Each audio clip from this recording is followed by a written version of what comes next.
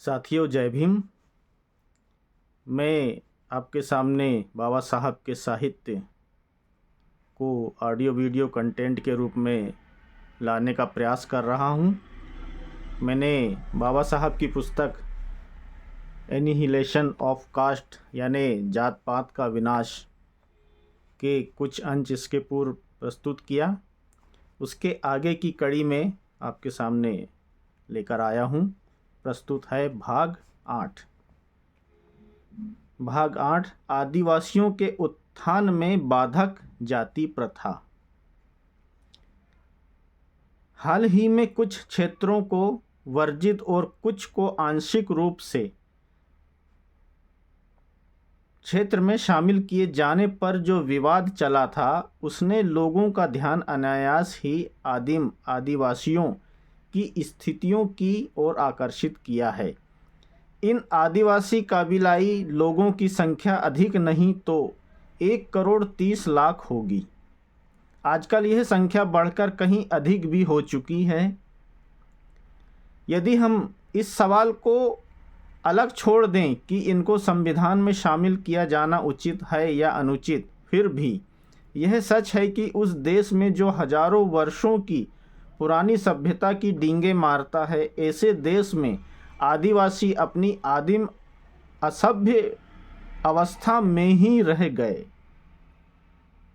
यह केवल असभ्य ही नहीं बल्कि इनमें से कई ऐसे भी हैं जिन्होंने ऐसे काम धंधे अपना रखे हैं जिनके कारण इन्हें आपराधिक वर्ग में रखा है। सभ्यता की छाती पर 1,30,00,000 लोग आज भी आदिम अवस्था में रहते हुए परंपरागत आपराधिक जीवन व्यतीत कर रहे हैं। लेकिन हिंदू समाज ने इस बात की कभी शर्म महसूस नहीं की।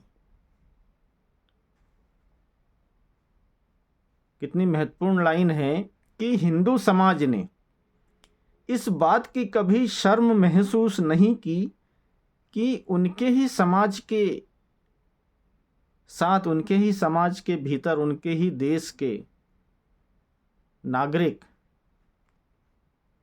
जिनकी बहुत बड़ी संख्या है, वो परंपरागत आपराधिक जीवन व्यतीत कर रहे हैं।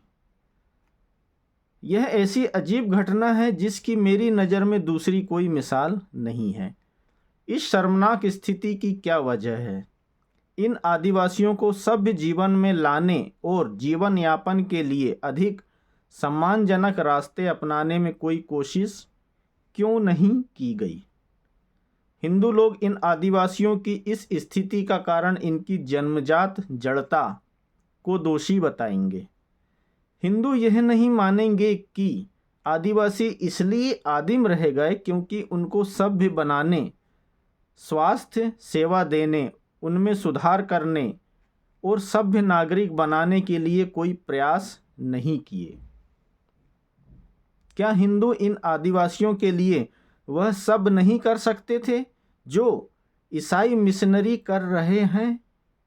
ये बहुत बड़ा सवाल है जो बाबा साहब ने खड़ा किया है कि क्या हिंदू इन आदिवासियों के लिए वह सब नहीं कर सकते थे जो ईसाई मिशनरी कर रहे हैं? जिस तरह ईसाई मिशनरी गरीब और जो जंगल में जंगली जीवन व्यतीत कर रहे ऐसे आदिवासियों को या ऐसे गरीब लोगों को, वंचित वर्ग के लोगों को, उन्हें शिक्षा देता है, उन्हें अच्छे स्वास्थ्य देता है और शिक्षा देके उन्हें एक सभ्य नागरिक बनाता है और सभ्य नागरिक की तरह जीने लायक, सम्मानजनक जीवन जीने लायक बनाता है। यह काम तो हिंदू भी कर सकते थे। हिंदू ने यह क्यों नहीं किया? हिंदू में जिन ब्राह्मणों को यह अधिकार दिया गया था कि वे इस देश के नागरिकों को, यहाँ के जो भी वर्ग के नागरिक इस देश के नागरिक है, उनके लिए एक बेहतर जीवन, एक बेहतर सामाजिक व्यवस्था को जनरेट करे, सामाजिक व्यवस्था बनाए, लेकिन ब्राह्मणों ने क्या किया? ब्राह्मणों ने सारे जो अच्छे अधिकार थे, उन अधिकारों का, जैसे शिक्षा का अधिकार, धार्मिक कर्मकांड का अधिकार, राज करने का अधिकार, व्यापार करने का अधिकार, इन महत्वपूर्ण अधिकारों को सिर्फ 100% आरक्षण अपने लिए रिजर्व रखा। दूसरे लोगों को इसमें प्रवेश ही नहीं करने दिया गया और इस तरह अन्य दूसरे वर्ग के लोगों को एक तरह से जानवरों से भी बदतर जीवन जीने के लिए बाध्य किया। लेकिन ईसाई मिशनरी ने ऐसा नहीं किया। ईसाई मिशनरी ने उन्हें यदि अपने धर्म में शामिल किया तो उन्हें बेहतर शिक्षा दी और बेहतर इंसान बनाने का पूरा प्रयास किया। बेहतर स्वास्थ्य, बेहतर शिक्षा देते हुए उन्हें एक अच्छा नागरिक बनाया। आज वे सम्मानजनक जीवन जी रहे हैं और सर उठाकर जी रहे हैं। यह काम हिंदुओं ने नहीं किया। मैं कहूँगा कि नहीं, आदिवासियों को सभ्य बनाने का अर्थ उनको अपना लेना, उनके बीच रहना, भाईचारे की भावना पैदा करना, संक्षेप में कहा जाए तो उन्हें प्यार करना। लेकिन किसी हिंदू के लिए यह सब कैसे संभव होगा? उसका सारा जीवन ही अपनी जाति को बचाने में ही खप जाता है। हिंदुओं का सारा जीवन अपनी जाति को बचाने में ही खप जाता है। जाति उसकी बहुमूल्य संपत्ति है जिसकी वह किसी भी कीमत पर रक्षा करेगा।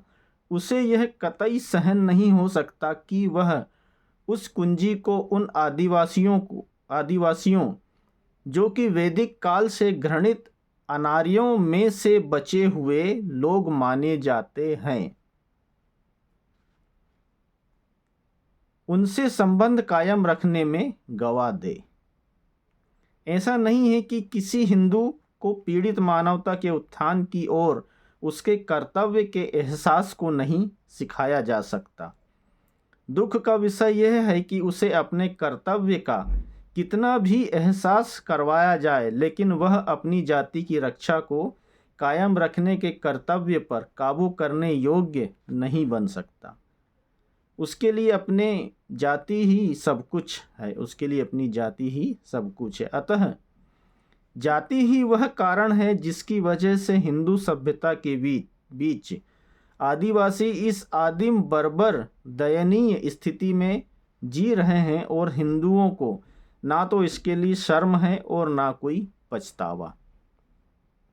हिंदुओं ने इस सच्चाई को भी नहीं जाना कि ये आदिवासी उनके लिए एक खतरे का कारण भी बन सकते हैं।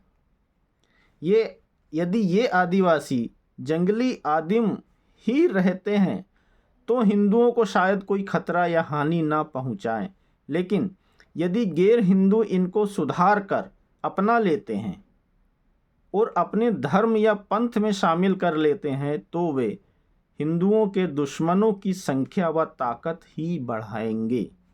यदि ऐसा होता है तो हिंदुओं को अपनी जाति व्यवस्था को कोसने के अलावा कुछ नहीं रहेगा।